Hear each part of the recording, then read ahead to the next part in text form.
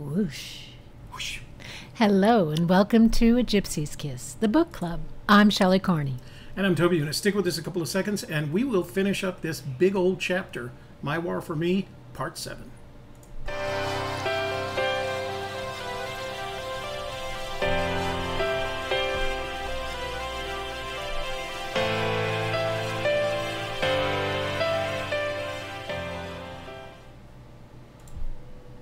And we're back. Please take a moment now and like this video with a thumbs up. Share it with your social media contacts and let them know we're live. And subscribe by clicking on the subscribe button. Then click on the bell to receive notifications whenever we go live or release a new video. Now it's time for housekeeping. We want to thank our moderators, Jimmy Fast, Joel Lewicki, Jason Eunice, Brian Eagle, and Eric Schmidt. These gentlemen keep our chat safe and the conversation flowing. They also provide often they provide extra answers and research for us, so we really appreciate them. And links that are mentioned in the room sometimes. Eric Schmidt is very good about that. Jimmy Fast is in the room. All right. And I think that's it for right now. Okay. Today's presentation, Chapter 17, Part 7 of My War for Me, which I'm calling Self-Discovery, will be followed by an open Q&A. I don't know why when you said self-discovery, that reminded me of Desert File. I don't know why. Okay. Maybe he's discovering himself. And what are we drinking today? We are drinking a wine called Prophecy. It's Sauvignon Blanc from the Marlborough region of New Zealand. It's a 2016 wine. I'm going to read you the label because it sounds so good. And Prophecy wines, our inspiration comes from the beauty of the harvest and the possibility of greatness in a glass of wine. Wines are drawn from our premier global vineyard sites, individually selected to bear each of the varied defining characteristics. Prophecy Sauvignon Blanc showcases the best of New Zealand's Marlborough region. Flavors of grapefruit, lychee, and Meyer lemon offer crisp citrus refreshment, complemented by aromas of fresh cut grass and cool sea breezes. Grapefruit and lemon, just hearing about it is making the salivary glands just go, arr. Do your salivary glands. Okay. Let's try this baby out. That's what Pavlov's dog sounded like too.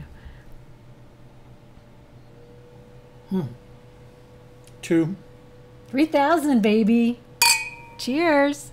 Thank you, everybody. We'd like to thank, oh, wow. Yummy. I would have thought it would be too tart for you. No, I actually like it. Yeah? Yeah, it is more tart than I usually like for a Sauvignon Blanc, but I like it. Well, good. We'll buy another of that. Wow. Another sip there. So for you guys, what Shelley was toasting, what I was toasting there, or Shelley was toasting, was a Gypsy's Kiss achieving... A Gypsy's Kiss? Yeah, because we are. Achieving 3,000 subscribers, and we are very grateful that you've been part of that growth, and we love you very much for it. And we promise you that we'll do our best to continue to produce quality content right up until the moment somebody finds and announces the finding of that treasure. And maybe even a week later. Yeah. You know, wrap it up. Yeah, do kind of a wrap-up show. Wrap it up. Big panel with 400 people on it. Okay, so what are we doing today?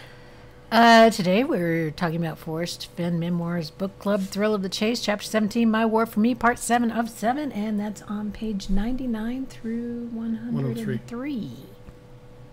Starting on page 99 with that strange picture that's got those bomb things flying. So I'm going to go back to full screen for this, I think. Is that okay? Mm-hmm. All right. So you guys keep active in the chat room, and we will get to the chat room as soon as we're finished with the analysis, okay? Okay. I was talking to them. Oh. Well, they can't answer you out loud. By the way, can I take a moment here for a... Oh, we're taking a moment now. Public service announcement. A PSA. PSA. If you haven't seen the parody... He calls it a roast, but it's not quite a roast. The parody of Teton Trapper that Teton Trapper did of me, I was laughing my head off. this white thing that I got up on my hair. He even found a wig and then sprayed some white paint so it looks like me. Now, the problem is it's not going to make any sense unless you actually, he refers to a video, but he's, Teton is kind of technically challenged at this point, and so he didn't know how to include it in his description, or you have to watch this video first in order for his parody to make sense. And so what I've done is I've put a link to the in our description box below to the video to which he refers, and to the exact spot in the video. It's on Shelley's The Softer Side video, and it's the point. It's in our discussion call. What was it? Not enough sex. Not enough sex, and it was the point at which in that video I was describing in graphic detail my approach to performing oral sex. So go watch that, and then go watch Trapper's parody of it, because it's funnier than the dickens. And I couldn't figure out, I don't know whether you guys were watching the panel last night, and a bunch of people were going like, you have to be nice to kitties, you have to be nice to kitties. And I didn't know what the heck they were talking about. Then I realized it was them. So Trapper, that was funnier than the dickens. Okay, back to more serious back stuff. to seriousness. Back to serious stuff. Okay, so what's great about this is the last section of the chapter, My War for Me, 7 of 7, and after this, and starting next week, we'll go back to the rest of the book, okay? Oh, and so I had promised you that I was going to provide an analysis of this image. Honestly, I think there's been too much read into it, but what I've decided to do is over the weekend, I'm going to take the image, and I'm going to do my analysis, and I'm going to put the full-sized image and my analysis on the blog at gypsykiss.com. So, let me just move this up. Ready? I'm ready. Chapter 17G, My War for Me, 17 Golf. My War for Me, Part 7, pages 99 to 103 of The Thrill of the Chase. Page 99, paragraph 1. My personal contribution to the Vietnam War was of dubious distinction. I had been shot down once in the south of the country and once again in Laos. My reward for all of that was about $1,000 a month in pay, a Silver Star, 3 Distinguished Flying Crosses, a Bronze Star, 16 Air Medals, and a Purple Heart. And when I boarded the plane that brought me home, 2 South Vietnamese pilots ran up and handed me a small box saying, "We want you to have this." It was the Vietnamese Cross of Gallantry, their country's highest medals. Their country's highest medal. Although it was not officially presented, I still value it and the appreciation that came with it. Never mind how important those things were to me at the time. They later added up to a big empty. Was there nothing better to show for that year away from my family and risking my life every day? Maybe so. Well, I didn't quite get the maybe so on there. I didn't either. Maybe so. Potential. And even had an exclamation point. Kind of the twinkle in his eye that he showed in that 2006 I guess he was talking about video. what the rest of the chapter is about. Yeah. Or what's to come. So why are these particular medals awarded? And this is from Wikipedia. The Silver Star Medal is awarded for gallantry, which must have taken place while in action against an enemy of the United States, while engaged in military operations involving conflict with an opposing foreign force. The Silver Star Medal is awarded for singular acts of valor or heroism over a brief period, such as 1 or 2 days of a battle. Air Force pilots, combat systems officers, and Navy Marine Corps naval aviators and flight officers flying fighter aircraft are often considered eligible to receive the Silver Star upon becoming an ace, which means having 5 or more confirmed aerial kills, which entails the pilot intentionally and successfully risking his life multiple times under combat conditions and emerging victorious. The Vietnam War was the last conflict to produce U.S. fighter aces. The Bronze Star Medal is awarded only to service members in combat zones who are receiving imminent danger pay and is awarded to members of the U.S. Armed Forces for either heroic achievement, heroic service, meritorious achievement, or meritorious service in a combat zone. The Distinguished Flying Cross is a military decoration awarded to any officer or enlisted member of the United States Armed Forces who distinguishes himself or herself in support of operations by heroism or extraordinary achievement while participating in an aerial flight. The Air Medal is a military decoration of the United States Armed Forces. The medal was created in 1942 and is awarded for single acts of heroism or meritorious achievement while participating in aerial flight. The Purple Heart is a United States military decoration awarded in the name of the President to those wounded or killed while serving on or after April 5th, 1917, with the U.S. military. The Vietnam Cross of Gallantry. Do you want to say it in Vietnamese? An Dung Boi Tin. Okay. Is a military decoration of the former government of South Vietnam, Republic of Vietnam. The medal was created on August 15, 1950, and was awarded to military personnel, civilians, and armed forces units and organizations in recognition of deeds of valor or heroic conduct while in combat with the enemy. Would you like to talk a little bit more about medals and what they meant to you before, during, and after? So, when you receive the medal, it's always presented to you with a sense that is being presented in regard for what you accomplished, right? It was interesting to see that last one because the Vietnamese Cross of Gallantry is the highest medal. It's the equivalent. They don't have the equivalent of a Congressional Medal of Honor, which is our highest medal. But that it was presented in the way that it does, it's an indication of the respect that he had earned from the South Vietnamese military that he was serving with, because we all served with South Vietnamese military in one way or the other.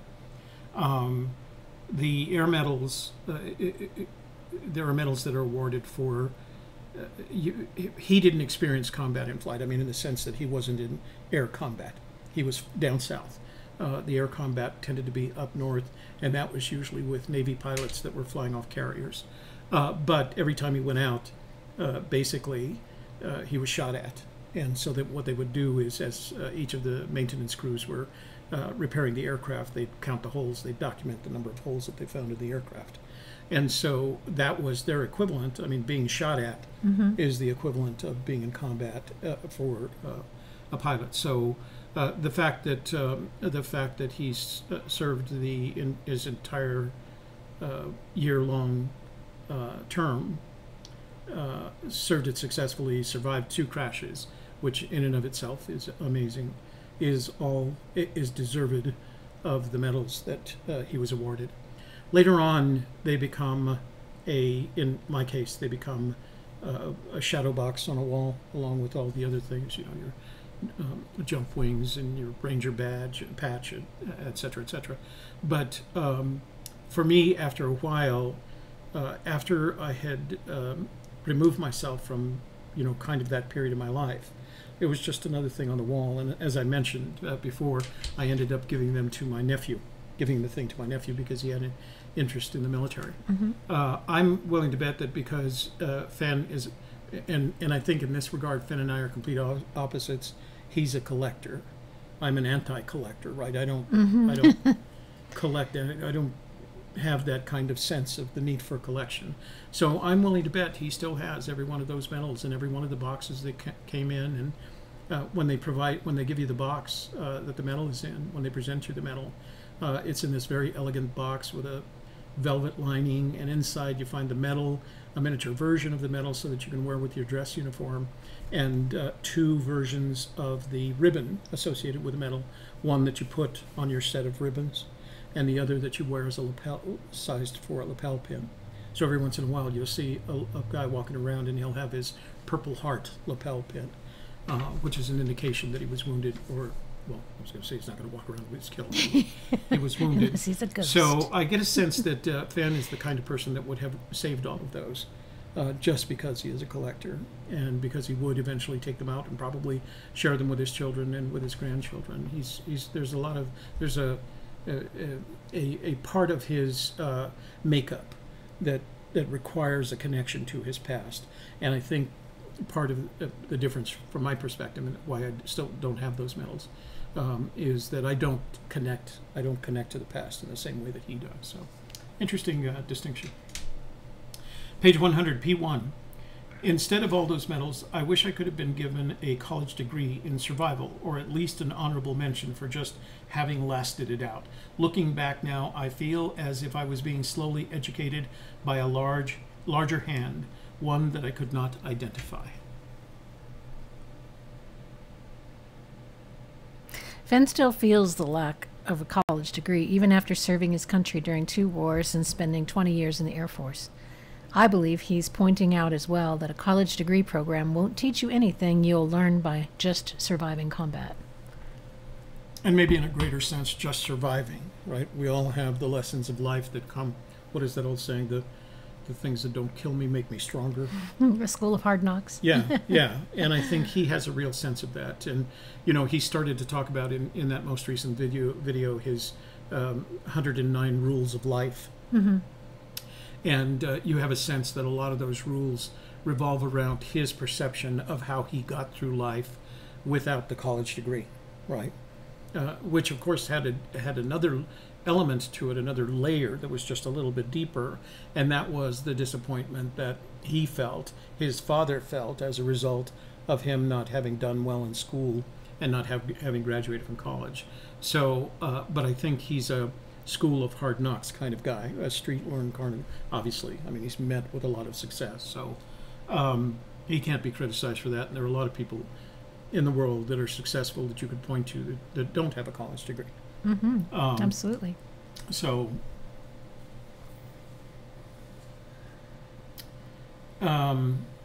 page 100, paragraph 2. The Philadelphia saga is of no consequence except for the underlying mystic implications that took me years to sort out. Both incidents are important only to me. They have produced something I cherish, yet feel inadequate to explain, but I will try. So I was a little bit confused by that. First he calls it the Philadelphia Caper, now he's calling it the Philadelphia Saga, like there's more to it than what he had told us in the last bit of this chapter. And then I wondered why he said both incidents, and I guess it points to the Philadelphia Caper or Saga, along with the graveyard, the French graveyard, but where it's placed in this story, it's a little bit difficult to understand that both incidents, what that means. So maybe this is an opportunity for the chat room to educate us. What is your sense of the quote, both incidents are important only to me, in relation to the incident that's described in this section about Philadelphia? For this underlying, the other thing that I thought was interesting was his their use of the word mystic, for their underlying mystic implications. Mm-hmm. Page 101, paragraph 4. Or Shakespeare, in As You Like It, who wrote, all the world's a stage, and all the men and women merely players. They have their entrances and their exits, and one man in his time plays many parts. Okay, Mr. Shakespeare, name just one player, or even one part about which you speak. The name may be remembered if written, but what of the person? No, each of us has faded like the smell of dying... No, each of us has faded like the smell of a dying daffodil. No sooner does one depart than another takes its place, again and again, only for the same fate to befall. So, all the world's a stage is the phrase that begins a monologue from William Shakespeare's As You Like It, spoken by the melancholy Jacques in Act 2, Scene 7, line 138. The speech compares the world to a stage and life to a play and catalogues the 7 stages of a man's life, sometimes referred to as the 7 ages of man: infant, schoolboy, lover, soldier, justice, pantalone, and old age facing imminent death. It feels like Fenn is anxious to leave a legacy behind, so he will be remembered when he is gone. At least that's how this paragraph felt. So I suppose all men of note, all men who think about their existence, wonder what it's going to be like when when that man doesn't exist anymore. And so you do, so if that is a concern of yours, I suppose you take subtle actions to live longer than your physical life. Because once you're, what Fenn is implying is, once you're off the stage, once you've exited from the stage, you're no longer part of the story. And Shakespeare was notorious for using a small number of actors for a large number of roles. So actors would come on and off the stage independent of their respective roles, and I think that's what he was referring to. But I think one of the things is you do realize that at your death, you exit from the stage and you wonder what will happen to the story after that, and so you look for ways to elongate it. One of them is to have a big family, right? So that they carry, some of them will carry your name. It's different when you have a bunch of daughters, but they'll carry your name, and there will be children and grandchildren and great-grandchildren, etc., which at least carry your DNA characteristics. So that's one way. Another way is to leave some sort of physical legacy, in the sense of, you know, some people, there are places in universities that have you know, names on them, stadium names and building names, etc., and that was that family's way of recognizing their value for a person that preceded them, and donating to the, you know, to the university, and having a building or a field named after them. I think what he chose to do was an interesting, although I'm sure, I'm willing to bet, and I'll bet you someone like Sasha could confirm this for us, that a lot of that stuff in his house, he knows if he doesn't do something with it, it wastes away. So my guess is that a lot of the collection that he's maintained in his house of books, of Native American artifacts, of weapons, of tools, of the things that are in his vault, he's probably donated to various museums, including the Cody, where his name will be remembered by that collection. And so that's one way to do it. And then, of course, the last way to do it is by creating this treasure hunt that will ideally, and I won't say as his wishes because I don't know, but ideally will live long after Forrest Fenn has passed from, long after Forrest Fenn has walked off this particular stage. So it makes sense in the grand context of what we read in The Thrill of the Chase.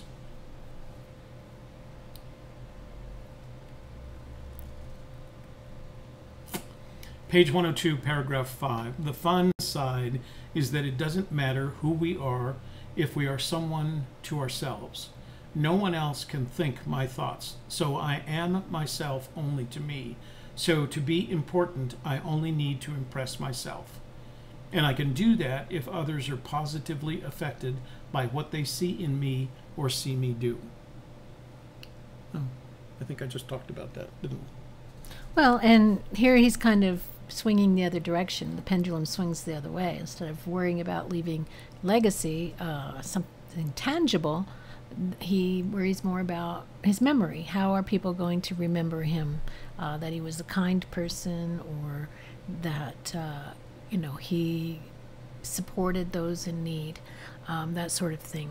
Fenn's legacy will be complete if others are positively affected by him. This seems to negate the earlier comments, bemoaning being forgotten. So I think this was a struggle for him to come to grips with what's important for us to accomplish in our lives. Is it you know, making a lot of money so you can leave that treasure behind, or is it treating others, you know, kindly while you're here? Page 102, paragraph 6. Why do the yellow and purple flowers flourish where no one is there to see? The answer is at last obvious to me. No one has to see what is there. The grass sees, and the tree sees. The grass sees, and the tree and rushing waters of the spring creek also see. What has made me think that I had to see the beauty that is there in order to confirm its existence? And this goes back to the old, if a tree falls in the forest. So this sounds to me like Fenn's describing this place where the treasure's hidden. It almost sounds like it's from the voice of the treasure itself, sitting there looking at the flowers and the trees and the creek going by. We personally often feel the place is Fenny when it has all of these things in this paragraph. Mm-hmm. Plus, you finally figured out why I'm always taking pictures of purple. Yellow and purple flowers. Page 103, paragraph 2. If I cannot enrich those with whom I interact each day. That's a hell of a sentence. He's got a couple of really good sentences in this. Yeah, I kind of wondered about where did this come from. Yeah. If I cannot enrich those with whom I interact each day and cause them to be better for my having passed their view, then I have wasted my turn. That I succeed in this endeavor is not as important as it is for me to make a solid try. Kiss her on the cheek and whisper something that she will later note in her heart of keepsakes. Open the door for her, not to make her way easier, but just to say you care. But then when she arrives, to let her be there when she arrives, to let her know your time with her is important. Silence can be well understood if she sees an approving look. So now, at last, at least for me, I know. And if no one should ever think of me when they have passed this veil, it will be of no consequence, for I have finally found my way, and I am at peace with all of it. I thought he needed to be on the softer side. Well, that's an interesting, because that's really interesting. That's a very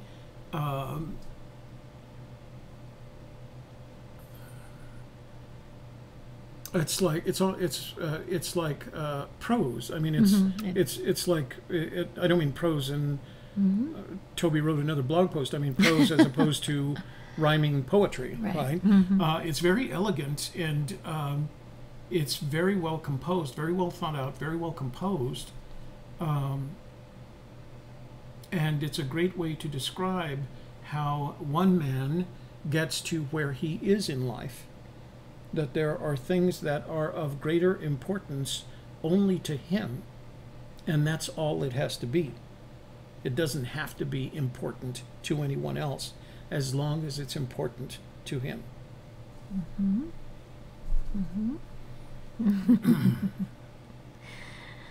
Fenn's explained many reasons why he hid the treasure, and this part of the story tells us another. He wants us all to be nice to each other. I think we should do our best to honor this request. The Thrill of a Chase is a chronological telling of Fenn's stories from childhood through the present. This chapter appears halfway and provides a bridge between his childhood and retirement from the military. It's a long chapter, but it covers 20 years of his life and several traumatic events. This portion of the chapter helps to close out and calm the tone to ready us for the next part of his life in Santa Fe. Questions to ponder. What does my war for me mean to you? Could it mean that Fenn was at war with himself to discover the real person he is, as well as the meaning of life? Why is my war for me the longest chapter in the book? And why did Fenn not split it up into separate chapters? Wow, that's a show in and of itself, huh? I have to decide whether that's going to be on a Gypsy's Kiss or on a softer side. Okay, we need to make a quick switch in prep of. And prep of. And then we're going to go back here, and we're going to do transition, and I'm going to go back to full screen, okay? Okay, so we're going to pop into the chat room in just a second. Remember, we are finishing up today at 2 o'clock, which gives us about another half hour and some change. In the meantime, if you find it in your heart to contribute to... If you want to be nice like Fenn. Yeah, you want to be nice or like Fenn, if you're listening, if you want to help us out here. Make a contribution to our project, you can use the Super Chat button, which you will find at the bottom of the chat window. And it's there, and take the opportunity. And if you have a question, the effect of making a Super Chat is it highlights your question and moves it to the top of the queue. So we make sure your question gets answered, as our friend John Bobbitt has learned. Our picture's stuck. Is that okay? My what? Our picture over there is stuck. Is that okay? I can fix that real quick. Oh, okay. I didn't know if it was... So I can go over here and I can see... it says good. Yeah. Yeah, We're all the good. stream is good. It's all good. I can see it down here, right? It's all good. Okay. So they tell me. Green good. So I'm going to go back to full screen, and I am going to show you chat. Ready? There it is. Wow. That's Okay. okay. So let's get into the room and say hello to our friends. Hello to Jason Hilgerson, Jimmy Fast. Jimmy Fast, here's to you, brother. You are consistent and committed, and we really appreciate you for that, as we do all our others moderators. But you know, you really make it a point to make every show, and we do really appreciate that. Yeah, we certainly notice when you're not here too. It's like, oh, where's Jimmy? He must hate us. So, okay. Dave Erickson, hello. Teton Trapper's here. Teton Trapper, did you see what I did for you? So make sure you take that link and post it in your description box of that video, because it's damned funny, but out of context. It's funnier when it's in context. So, but it was funny, brother. David Dow and Journeyman from I especially Missouri. like the skunk hair. That was just a brilliant. Go ahead. I'm sorry. Journeyman's here from Missouri. Brent from Texas. Jeremy Milstead. Cindy Guess from Indiana. Tammy Mattis from Illinois. Sean Martinez from Clovis, New Mexico. The sisters from the Corn Desert. Davio's here. Sledneck and Jason Helgerson's telling us he's from Missoula. Montana. Bill Kaiser from Raleigh. Matt. David Dow, as I've gone alone in there, where? Another dimension in my mind. Oh, another dimension in my mind. Lori James is here. Joe Lewicki. Joe, you did a great show last night. Thank you for that. That was a lot of fun. You are just naturally funny. I would hate to be an attorney going up against you, because you are so quick. You must be amazing in the courtroom. You need to video record yourself whenever you get in the courtroom, because I think it would be great. Not every lawyer goes into the courtroom. That's true. That's true. Depends on what kind of law they practice. Oh, and I want to say, Davio, thank you again for providing that video. I hope you're getting a lot of hits. I'm referring everybody I can to it, so I hope it's showing up on your YouTube statistics. Odious Soul is here, eating a late lunch in Harrisburg, Pennsylvania. Hey, Shannon. Harrisburg. Oh, state capital, right? Pennsylvania? Is that Harris or Harrisonburg? Harrisburg? Harrisburg. Yeah, I think that's the state capital. Oh. Nice town. Arrowhead Junction. Hello. Steve from Oregon. Grass Valley, California is where Davio's from. RF Hecky's here.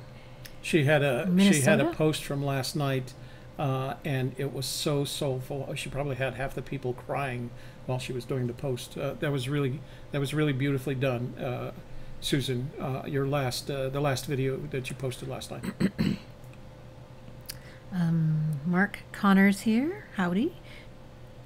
Rick Plank from Cincinnati is Okay, here. so for some reason I don't have a scroll bar, and I know it's not done, so I'm going to have to wing it here, okay? Winging.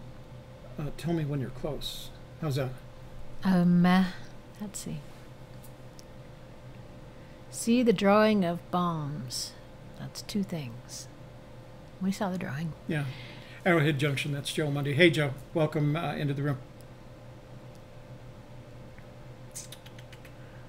And then So we've got to keep an eye on this guy right there. Till we found his traveling juice. Yeah. traveling juice. Good stuff. It's a really... So let me tell you that wine again. I'm not suggesting you're all winos, but if you're a wine drinker and you like whites and you particularly appreciate Sauvignon Blanc, I wasn't a fan until I met Shelley, and she's a big fan of particular that Love Block that we get every once in a while. She's a big fan. She introduced me to Sauvignon Blanc. I used to like the reds, the reds with a lot of body. But this is a very good, reasonably priced Sauvignon Blanc. It's called Prophecy from the Marlborough region of New Zealand. Strongly recommended. Let's see. JL's here from Bismarck. JC is here. Charles Chapman. Do you have plans to interview the finders if and when the treasure chest is found? You know what? That's up to them. Who's that? Charles. That's up to them. And by that time, it's going to be big media.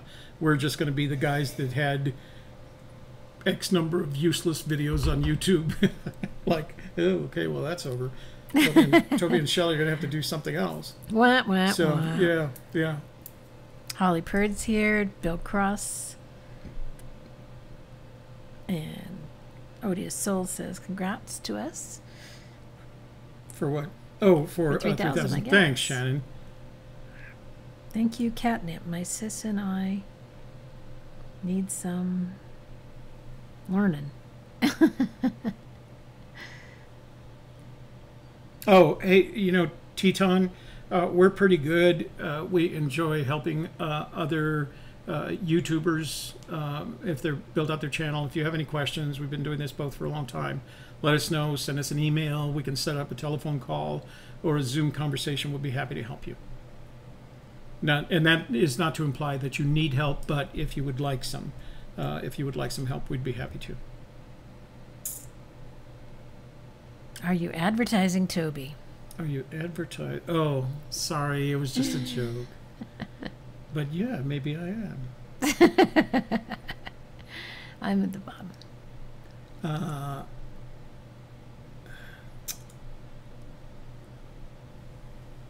Okay, I'm going up to Arrowhead Junction right there. Got a visual. Do not get any visuals off of that. Okay, right there.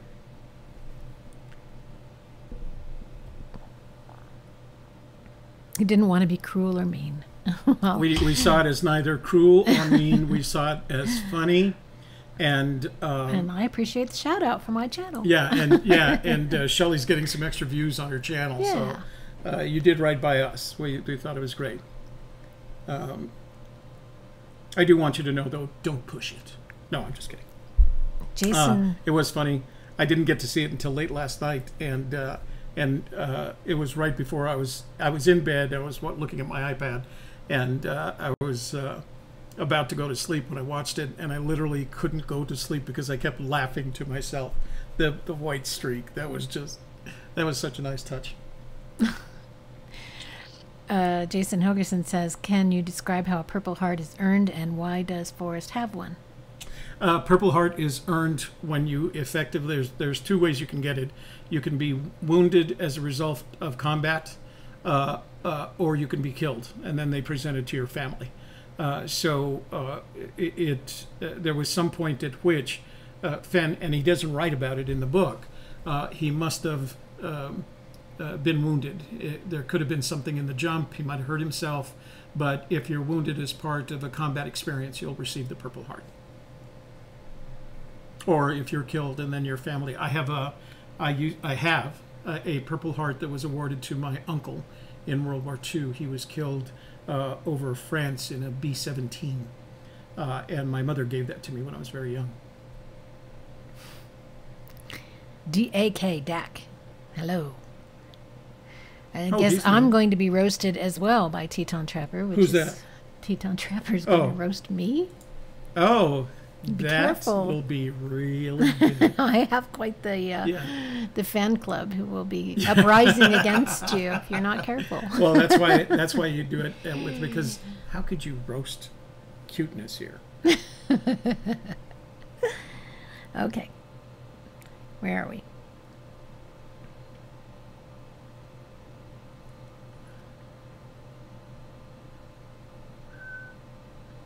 Robert Walker's here. Hey, Robert. Thank you. Made it across campus, wherever he is. What campus are you on, Robert? Let's see.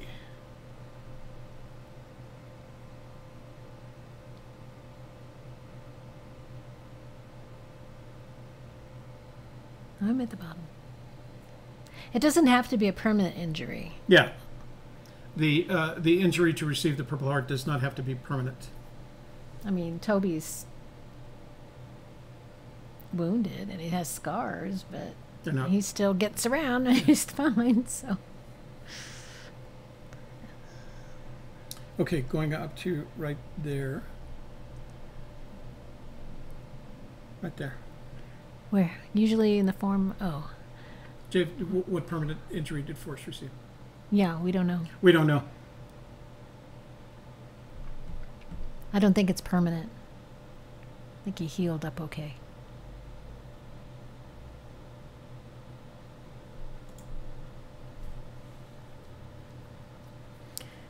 Jeep Girl Jody. I highlighted a ton of things in this chapter, but to summarize, I think Fenn is saying that each of us is important now and even 70 years from now.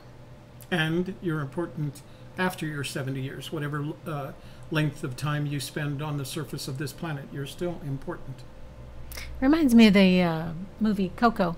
If you haven't seen it yet, you should check it out. It's really cute and well done, and it talks a lot about remembering your relatives after they've passed and why it's important.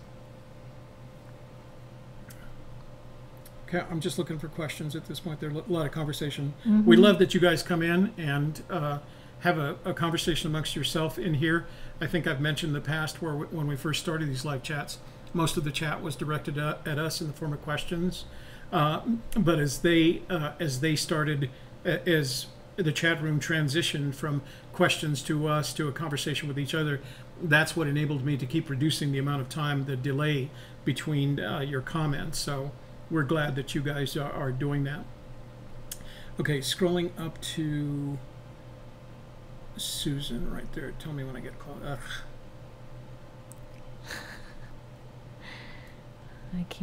You keep moving it, and I can't watch while you're doing that. Okay, don't look. Let me just get to where I was. Don't look. Don't look. Okay, right there. Okay. Do we have Philadelphia Expo? So a lot of comments, and we appreciate your comments. Steve. Right there. What does he got to say?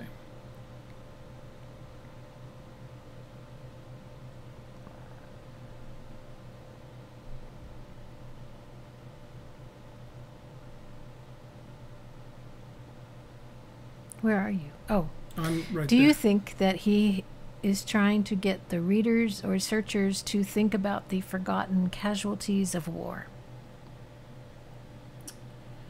I think so. Yes, I think he's trying to get you to think of three things. Number one, that we have Americans that go off to war and come back changed, some of them more dramatically than others, and that then there are some Americans that don't come back from war. And I think he's trying to remind us that's the rules of war. And honestly, I think, like most people who go and come back from war, remind us that war is not a good thing. It's a horrible thing. Shelley and I were talking about it last night, and talking about his perspective on war and how it impacted him. He became kind of a peacenik. And I think that's kind of, for everyone who returns from war, that's kind of an objective, is to do that, to return, a better person, a healthier person, a stronger person, and one that recognizes how crappy war is. My problem was that I was in a field that I was going back into those areas consistently for the next 30 years. The Central America, first Iraq, the Balkans, second Iraq, Iran, Afghanistan, and what was happening to me, what had happened to me, is I lost all my sense of sensitivity, because each time it got worse, it got uglier, it got progressively more evil, and so I started to hate war and anyone that fomented it, and it's a terrible, terrible thing. But most Americans don't have a sense of it. If everybody in the world had 5 minutes in a room where they could replicate not just the feeling of a firefight, but the sense of war and what it does to human beings, we'd never fight another war. It's just the worst thing in the world. It's the most evil, ugly thing in the world.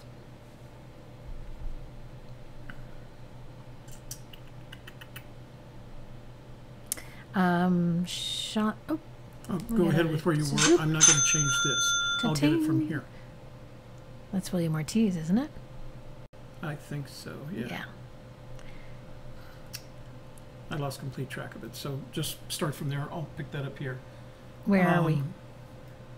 Okay, go ahead. So William Ortiz asks, William, thank you very much for your donation. We really appreciate it. He says, after several AGK videos on this chapter, what is your general consensus of the chapter?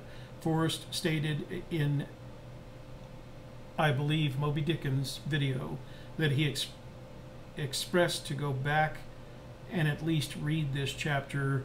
So do you agree? This is the chapter that, in my opinion, gives you the deepest insight into Forrest Fenn, the man, who he was after 1972. The man that resulted from the time he spent in the military and the time he served in Vietnam. And I think what he's trying to tell us is the man you see today is that man, is the man that came home from Vietnam and had those experiences and decided in his own mind, being a street learned guy, how he was going to handle it himself. If somebody told me that Forrest Fenn had ever seen a shrink after returning from Vietnam, I would debate them. I don't think he was that kind of person. I think he took whatever happened to him in Vietnam and, using his own assets and resources, internal assets and resources, repaired whatever damage was done himself. Now, I will tell you, all of the damage is not always repaired. You don't get it all. It will always be part of you. But what you do is repair enough of it to go on with the rest of your life.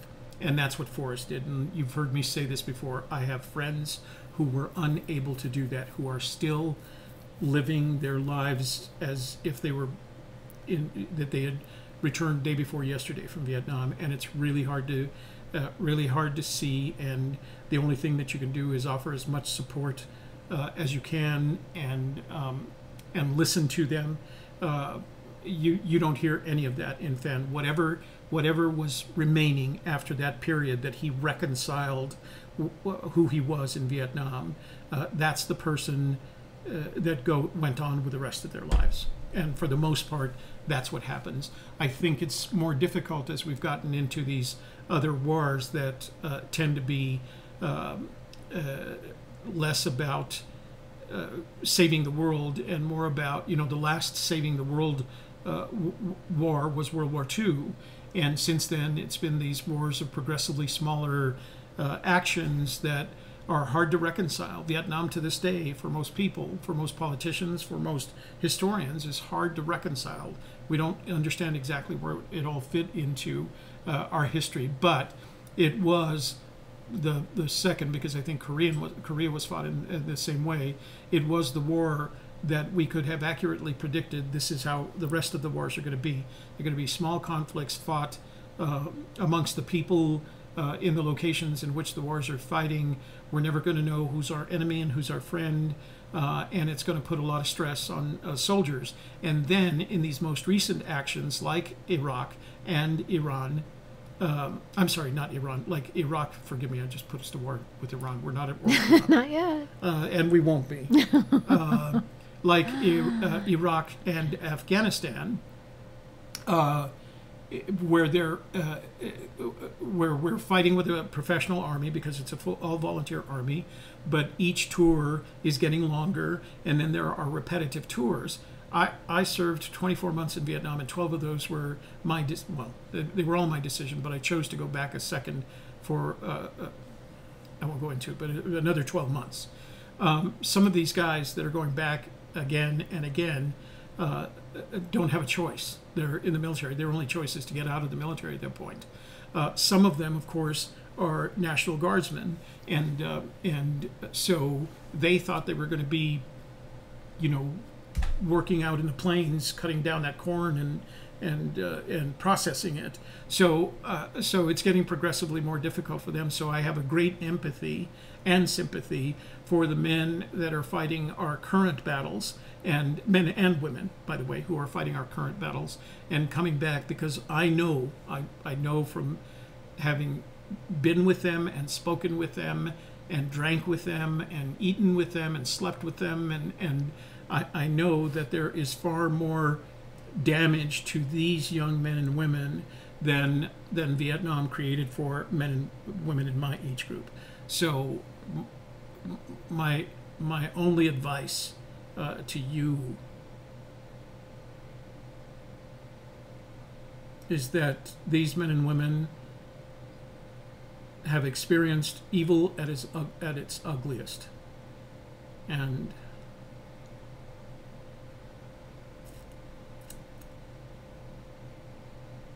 they need your love and support.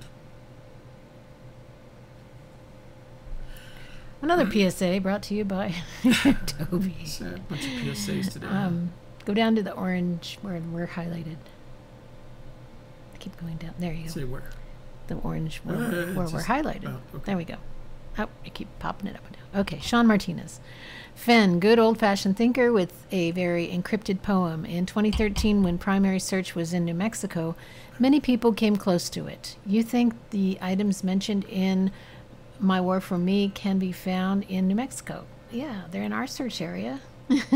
It depends what you mean by items. You know, you're not going to find a bomb crater, for example. But if you're looking for grassy fields and creeks, you know, natural streams, streams with natural sources that have the wavy grasses in them, and waterfalls, yeah, there are a lot of objects. And that's, you know, you've heard us use the phrase, is it Fenny enough?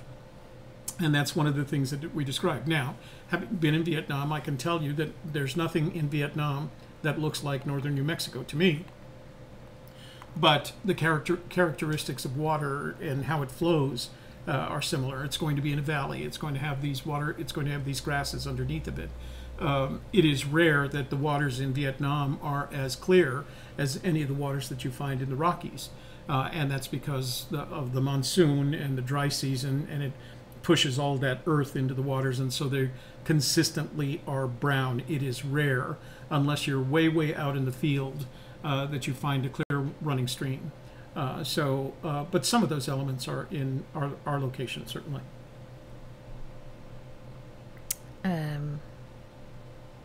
Jeep Girl Jody wants to know, what was the wine answer from last week? It was Black Mesa Velarde Riesling. Yeah, Black Mesa Velarde Riesling. Yeah.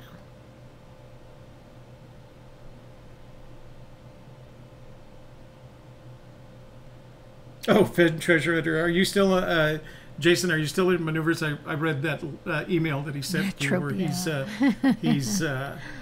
he's fighting for Blistonia to protect the Atropian people, or something like that. It's really good. He's in the room. Hey, Jason, nice to see you. Hope you're home soon. It's 1,000 degrees here today. Degrees? Degrees, yeah. That's that little symbol up there. That seems really hot. Yeah, that would be really hot. Kind of like being in a geyser at Yellowstone. So, Wow. Jason Dent, thank you for your service. So Ryan England says he's coming out on Saturday to Santa Fe for his first trip, and will be there for a month and loves the show. Well, thank you, Ryan. If you ever find your way down south of Santa Fe to Albuquerque, call us and we'll have a cup of coffee, preferably on a Tuesday or a Thursday. Because that's when Shelley and I are together. And okay, scrolling down to Robert Walker. Keep an eye out, because okay, there. Arc light, could that be old school stage lighting? I don't think so. No, that was the code name. We talked about that before. That was the code name they used for a B-52 bombing run. We talked about that in one of our previous conversations. Oh, Dev JB, facial lacerations during his canopy blowout. That's enough for a Purple Heart. Do you see the book as an architectural schematic for concepts to be looking at, like the Philadelphia story. 3 great actors. So, Davio, we've talked about that. And there's 2 basic conclusions that we've come to about the book. Number 1, it's his version of the hero's journey. It is structured in almost perfect coincidence with a hero's journey. And the second thing is that it's not his memoir. You've heard us say recently that we're starting to conclude that Too Far to Walk is the memoir that he would have written if he hadn't had to hide a treasure. And so it's a short version of that. And it does have its benefits, but I believe it was written for a very express purpose, and that was to support the idea that he was going to share, that he was going to lengthen the story of his life by placing this treasure, hiding this treasure, and challenging us to find it. So try to keep this a short answer because it's 4 minutes till the Oh, hour, okay. but All right. it's not going to be easy. Do you feel we repeated the errors of Vietnam when we entered Iraq the second time, as if we didn't learn the lesson? No, by that time you can't blame it on Vietnam. By that time, the military, including Norman Schwarzkopf, General Schwarzkopf, who managed the first Iraq War back in 1991, those were where the lessons of Vietnam were applied, but the concept of war has changed. So it's not like Vietnam anymore. It's insurgency and counterinsurgency. It's managing a global battle in areas where you can't fight a war. There are people that are fighting against the United States, and they're in Paris, France. They live in Paris, France. So how do you fight that battle? They run monies through American banks. As a matter of fact, and I don't want to get political here, the masters of this kind of war are the Russians. And so the kind of war that they've learned to fight is less physical in the sense there's no bloodshed, but there is damage done to the enemy. And both are the enemies that the groups like Hezbollah that are fighting in the Mideast are very, very different in terms of their purposes. That's a political and social battle that goes back 2,500 years. That battle will never stop fighting. Those aren't our enemies anymore.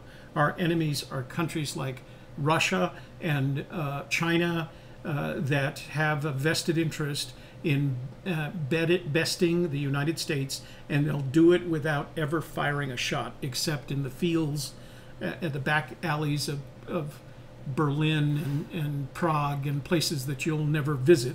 That's where the battle is going to be fought. The concept of that combative battle has changed to what we see in Afghanistan and Iraq, and I think any soldier you could talk to is asking themselves and trying to answer their family why we're fighting those battles. And there are men, like men in this room, Jason Dent and sometimes Rodney Greenway, who are preparing our military to do exactly that. And what they do is important in the grand scheme of things. They are protecting, even though they're someplace in the Mideast or in Southeast Asia, Southwest Asia, they're protecting America.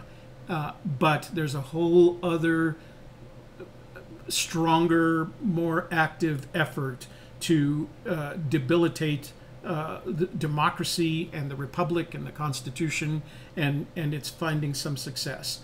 If there was a warning against war that I would make to anyone, it is respect what the American forces are doing in the far-off lands that they're doing them in, but keep an eye on the Russians and the Chinese. They're after us, and they're meeting with some success. And So much for another public service announcement. I know, no more being political. Okay.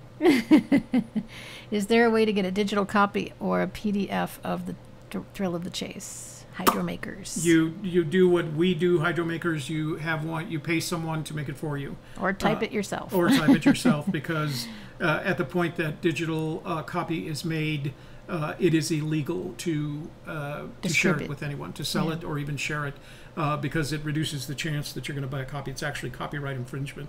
We do not share our copies with anyone. Because it's And we copywritten. yeah, we advise everybody not to do that. Don't buy what I did last night, which was provide a transcript to the video. That's perfectly legal, because it's not preventing anybody from watching the video.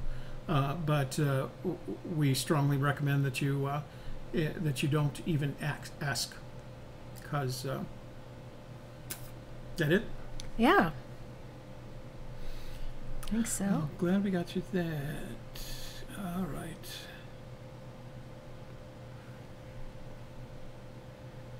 I'm good. Are you good? I'm good. All right. Okay. I'm, We're good. Shutting the chat room door.